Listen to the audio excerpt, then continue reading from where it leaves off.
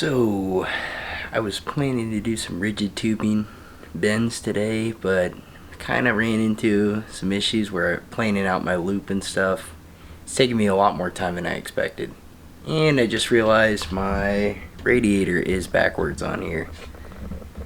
As you can see, I'll zoom in on it in a sec, but my inlet and outlet are on the wrong side. I wanted them over on this end, but so I'm gonna have to flip that around, which will take a little bit of time, but hopefully once I do that though, I can actually start bending some tubes.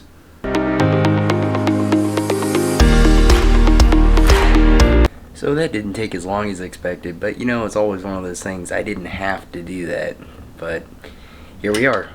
I made myself some extra work. But we did get it flipped around. Now those ports are going to be on the correct side of the case that we wanted. And I didn't account for the fact too that the fans were also backwards on the radiator. So in order to maintain good cable management, I had to flip the fans back around too. So that was some more work, as you saw from that little time lapse I included. But I'll show you the radiator back in the right position this time, and we'll go from there.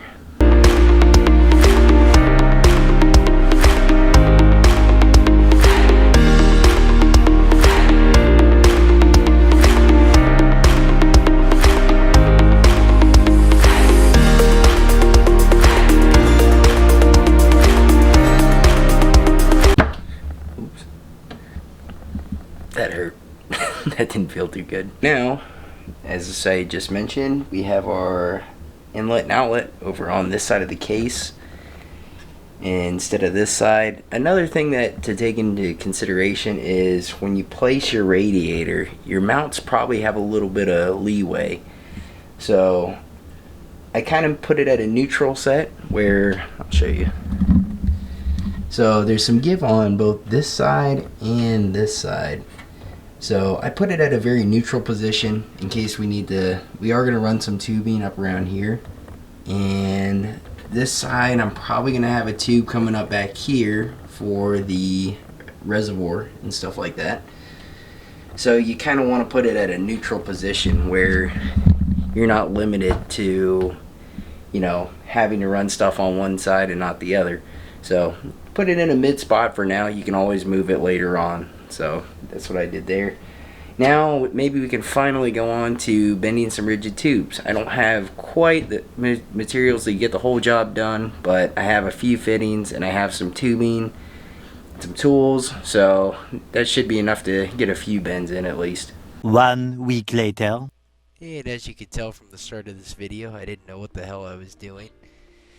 So here we are, fast forward to next week. I got a few more parts in. I got a 280 mil rad, and we got some more fittings, so that'll definitely help us in the build. As you can clearly see, that day we did not get to do any PETG bends. I ended up taking my existing radiator back out and taking the new one to do a radiator prep. For the radiator prep, we just use Primochill Rad Clean. This stuff's super easy to use. You basically just take 32 ounces of distilled water and mix half the container in with it. Put it in your radiators for an hour, then flush it. Doing a radiator clean isn't 100% necessary from things that I've read, but I wanted to play it safe and make sure we're starting off with a good clean loop and there wasn't any leftover metals from the manufacturing process in the radiators. So finally we have our 360 back in place and our new 280 mil radiator in the front in place. They're all cleaned up, ready to go, ready to start the loop process. Alrighty guys, so that's going to conclude this build vlog. Hopefully you got some entertainment out of it, even though it wasn't a very productive video, and hopefully you enjoyed it. And I promise to have some more water cooling stuff in the next video. Thanks for watching guys, and we'll see you in the next one.